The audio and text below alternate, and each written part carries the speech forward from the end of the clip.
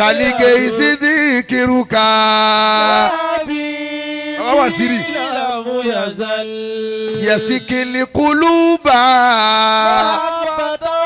adira. yá sẹ̀yìdà sàkọ̀láìní amirul jaysh alibarisi. wàmọ̀kọ̀ máa ń sìn. onílù. yá masalakitun. àwọn ataskọ. láwo sọlọ wàlẹ.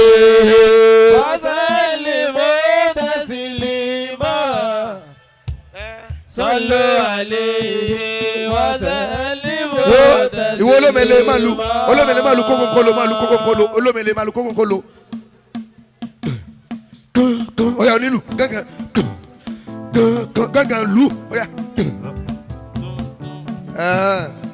ta ló fẹ́ kó sálíbù bá ọya wèrè oya máa lù ní gángan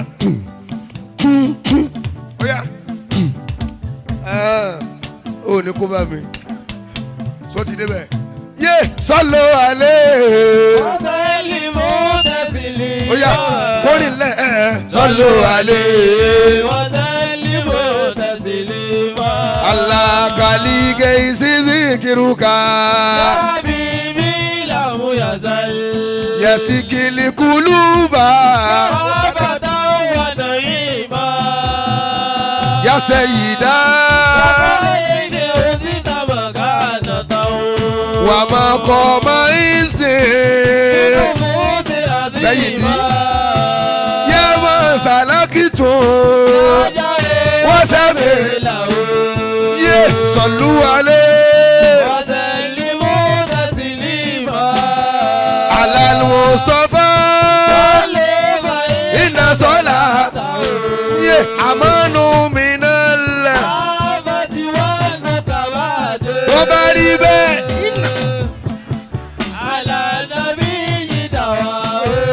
Wisoke ina sọ. Alanabi yidawa.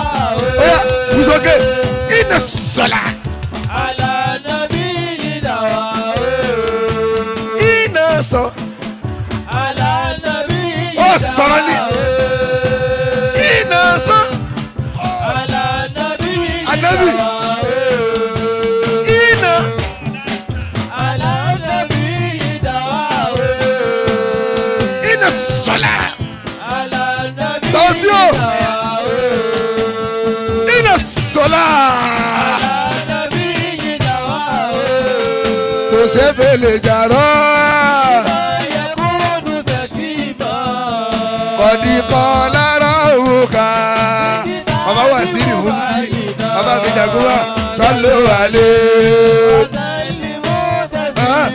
Ó débi tí bàbá fẹ́ mo fẹ́ kọ́ gbọ́ gangan. Ó ní yàáwí yá ni mọ̀sáyà. Múba nígà táhàyà. Sọ́lí àlá Muhammad. Lèrò ṣèdè wà lé àdáyà. Ó ní fìhùbì tàfánà. Sẹ̀límù wà látàhánà. Tànálíbi hùbì tọ́. Àmúnà wà má tàmá. Ó ní sọ́lí àlálìmí sálí. Mọ́jà àbílẹ̀ Kùránì. Tẹ́fúsì bí àlàkọ́yé. Ìtẹ́jú mi náà.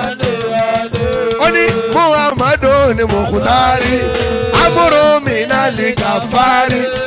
Má fi ìwé ìnókè ẹ̀jẹ̀ ń débẹ̀ yẹn. Ó ní mọ́jà àbílẹ̀ ìsìlámì. Wálé amúni wà sálámì. Ràófò lélẹ̀ mọ̀sá.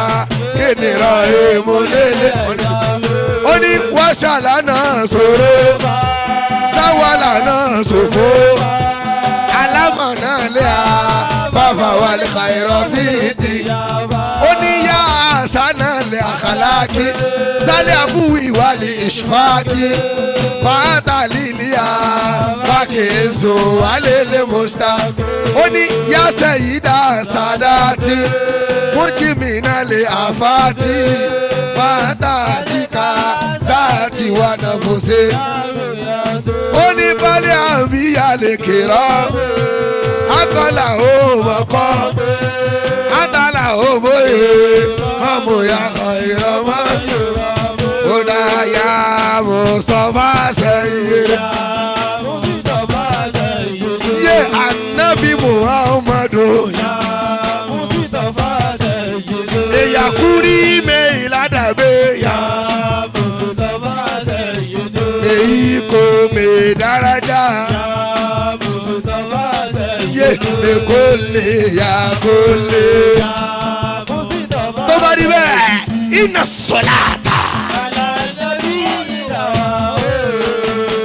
iná sọ̀lá iná sọ̀